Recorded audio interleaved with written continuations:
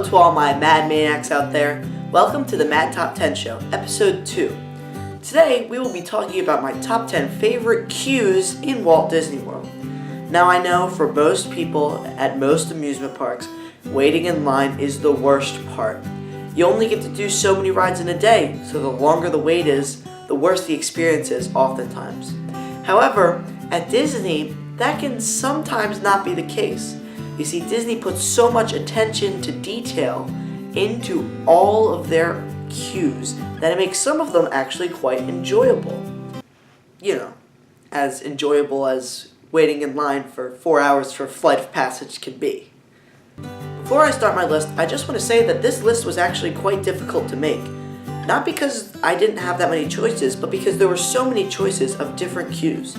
That's why I'm also going to be mentioning a few honorable mentions right before I say my top choice. So stick around to see what those are.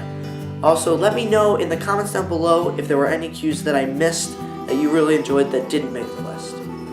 I'd also like to give a quick shout out to BYFan292 in my Discord server for suggesting this topic. Now, if any of you guys have any topic suggestions, feel free to leave them in the comments down below. But also, if you want to get interactive with me in the Discord server, where BYFan292 suggested this topic, then be sure to click the link in the description to join the server. It's 100% free, and it's a good place to talk with me and other Disney fans and other Disney content creators that are also in that server. Number 10, Dumbo. In Storybook Circus, the Dumbo attraction is a classic ride that has been at Walt Disney World forever. It is a really fun ride for the family, and it is a classic Walt Disney World attraction. However, in recent years, when they redid the entire Fantasyland area and created the land of Storybook Circus, they actually doubled the amount of Dumbo rides that there are. There used to be just one in the back of Fantasyland, and now there are two right next to each other right in Storybook Circus. However, what makes the queue for Dumbo interesting is that it has a play area that you can wait in. While you're waiting in line and you go back into the Dumbo line, they'll actually give you a buzzer and you can go into an interactive play area, almost like a playset that you'd find at like a McDonald's, except it's massive and it's themed to Dumbo, and you sit and the kids or whoever can play in the playset while you wait, and then when the buzzer buzzes, you go back in line and pretty much get on the ride right away. This pretty much removes the waiting in line part because you can go and play for as long as you want. And even if your buzzer rings, you can still wait and play for as long as you want, and then whenever you're ready, go get back in line. So you're pretty much waiting in a virtual line. And I know they have something similar to this at other theme parks, but this is the first time that Disney did something to this extent. And I think it's a really cool idea, and Disney should try to do more stuff like this in the future. Number 9, Frozen Ever After. In the Frozen Ever After ride in Epcot, there's a really neat queue that takes you through the heart of Arendelle as you're getting on a boat tour of the kingdom, which is the theme of the ride. Now, it's not a super queue, it's really not that special, but it's neat theming going through the town of Arendelle and hearing the Frozen music playing. But the one element that I do like is that you get to go into Oaken's sauna from the movie. And you can look through and you can see there's a screen of Oaken himself saying hi to everyone as they walk through the queue. Now, I'm all for interactive queue elements, and you'll find that most of the queues on this list have some sort of interactive element that makes them so great. So I really like this Oaken feature, and that's why this queue made the list. Number 8, Seven Dwarfs Mine Train. In the Magic Kingdom, the Seven Dwarfs Mine Train ride is one of the top attractions at Walt Disney World. Behind Flight of Passage, it's probably the longest wait almost any day of the week. So, it makes sense that this new ride would have a really good queue to go with it. Now, the queue isn't that spectacular, but there are some nice elements. The trees are really nice, and all the rock work that they did along the queue is really good. Also, there's 2 interactive features. There's a gem game that you can play while you're on the outer part of the queue, and that's really fun to keep everyone entertained. And there's also some spinning gem barrels on the inside of the queue that also is really fun. You get to see the lights on the ceilings. They spin around and change colors and stuff when you spin the barrels, so that's really cool. And it's good that Disney is working these interactive features into their queues to make them more tolerable. Number 7. Peter Pan's Flight.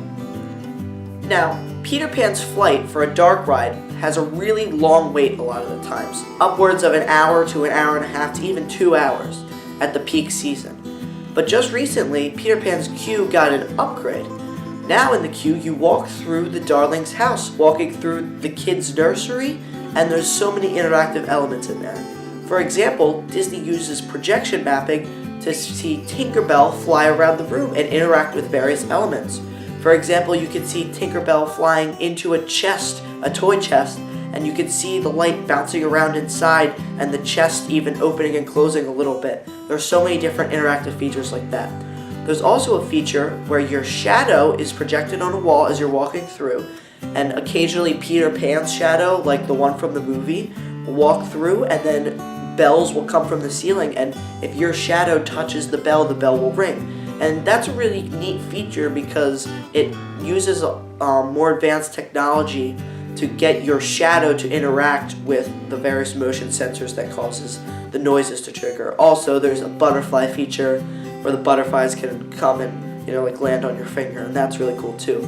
So before the queue, when it was really long, it was just waiting in a very basic line, but it's gotten a lot better now that there's these interactive features, and it's actually not awful waiting, except when you have to wait for 90 minutes for a dark ride, but it's still fine. It's fine. Number 6, The Many Adventures of Winnie the Pooh. Now, the Winnie the Pooh ride also got an upgrade relatively recently. So now, outside the Winnie the Pooh line, there's a little play area, like a garden with little games for kids to play in. And it's a really neat feature because it allows, the adults or whoever's waiting in line to stay in the line, and the kids can go play with all the stuff while they wait.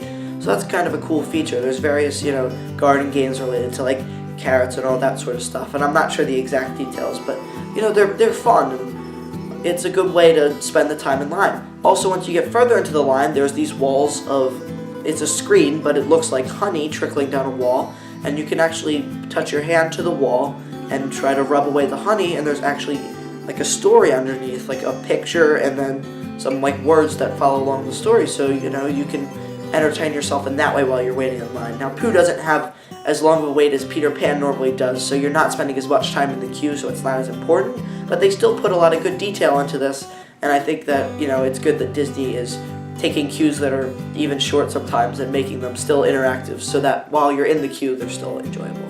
Number 5, Journey of the Little Mermaid. In Magic Kingdom's new Fantasyland, they have 3 new attractions. One of them is Journey of the Little Mermaid. This ride was long overdue. The Little Mermaid needed its own full ride, and now it has it at the Magic Kingdom. And the queue itself is also amazing. The outside of the queue, you can see Prince Eric's castle, which in and of itself is beautiful looking, and it's a really nice feature. And then as you move further in, there's all this neat rock work with waterfalls, and it's all very beautiful, and it looks very good. And then as you get further in, you start to hear a familiar voice, and that voice is Scuttle. Now, as you get into the caves of the Little Mermaid, you see all these interactive, well, not really interactive, but you see all these different features that make noise and all these little trinkets like you'd see in Ariel's cave under the sea. But you also start to hear Scuttle's voice, and as you round a certain corner, you see a Scuttle animatronic. Now, I'm a little bit biased to Scuttle, as I was Scuttle in my school's version of The Little Mermaid, the musical, and Scuttle is also just a great character, but having a full audio animatronic in a queue like Scuttle is really cool, and I love to see that Disney's putting all this effort. I keep saying that I love to see that Disney's putting this effort in, but it's really good that Disney doesn't do what other theme parks do and just take a metal bar that zigzags back and forth for an hour until you get to the ride. They actually put time, effort, and money into their queues. And it really shows when you can see the Scuttle animatronic, talking to the guests, as well as the other screens that show crabs and such, things like that throughout the queue, and it's really cool. Number 4, Expedition Everest. Now, this is our first Animal Kingdom queue, and it is personally one of my favorites. Well, obviously, it's on my list. But it's a really neat queue because it takes you through different parts of a museum that is regarding the Yeti and the Himalayas and Everest itself, and you see various artifacts from different things. And I saw a tweet the other day from Joe Rohde, who is the Imagineer that designed this attraction, and in part its queue. And he talked about how many of the artifacts in the actual queue are from both Nepal and Tibet, which are countries that border and are part of the Himalayan mountain range. So that's really cool that the artifacts that you're seeing, a lot of them are actually authentic, and Disney didn't just, make them for this ride. And then there's a few interactive elements, like there's some bells you can reach up and ring. But generally, it's just really neat to walk through. It's almost like you get to go to a mini museum while you're waiting in line. And I don't think I've ever been bored or, kind of annoyed that I'm waiting in that line when I have waited in it. So it's a really neat queue. Number 3, the Tower of Terror.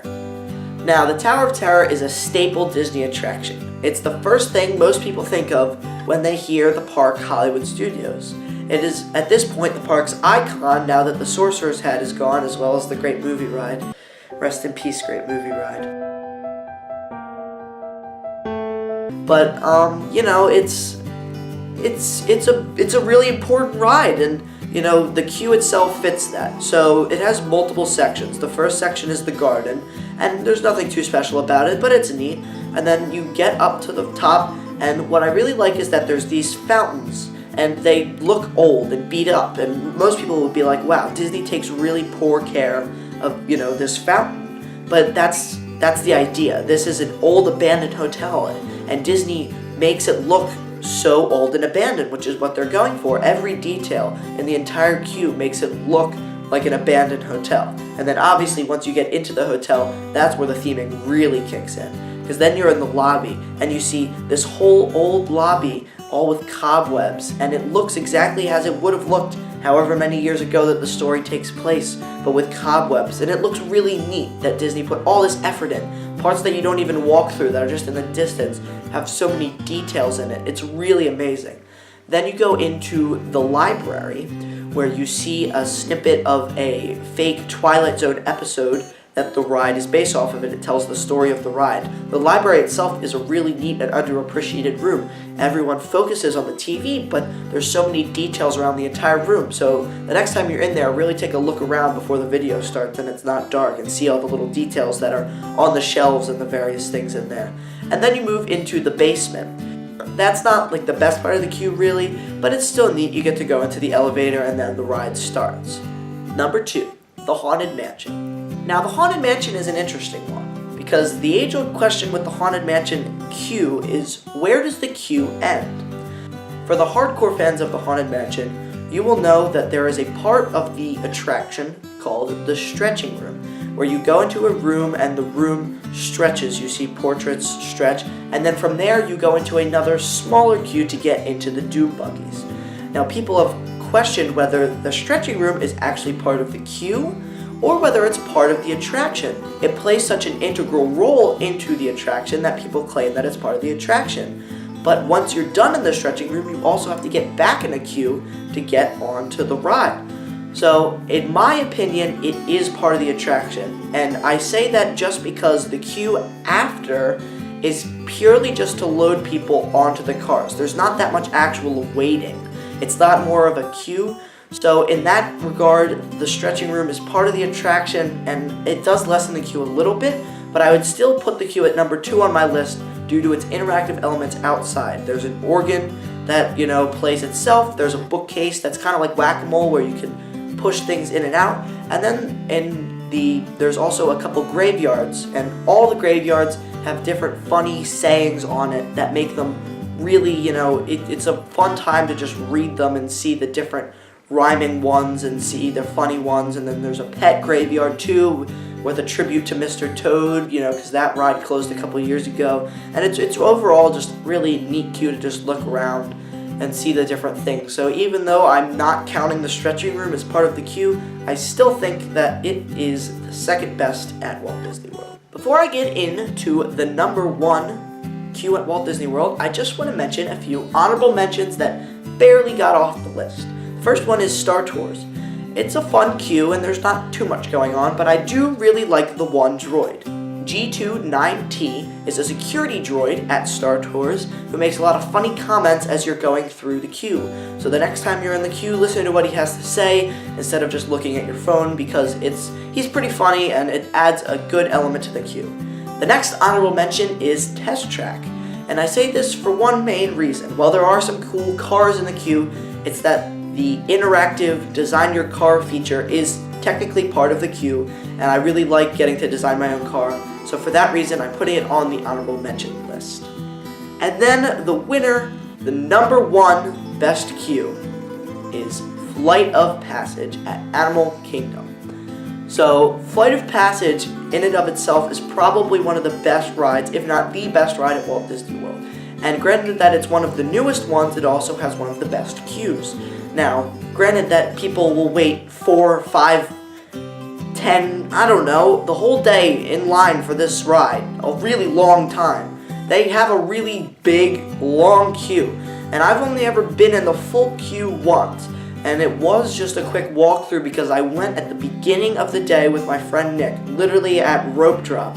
We went right through it quickly, so I didn't really get to appreciate the whole queue, but I've seen pictures and videos and I have walked through it, and it is a really neat queue. There's multiple sections. There's the outdoor section with all the different, Pandorian plants all around, and then there's the cave section with all the different lights and rock features, and then once you get inside the facility, there's more theming based to the movie. So as someone who enjoyed the movie, I'm not a huge fan of the movie. It's not that I don't like it.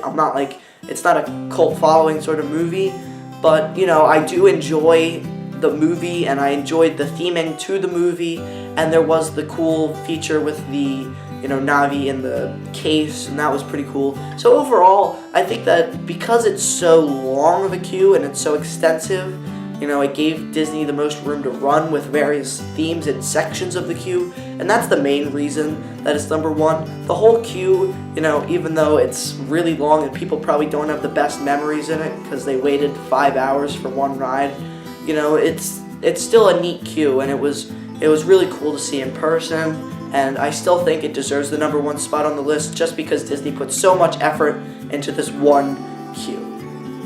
So that's all for today's video. I hope you enjoyed it. This list could go so many different ways, so I'd like to hear what you guys have to say about it.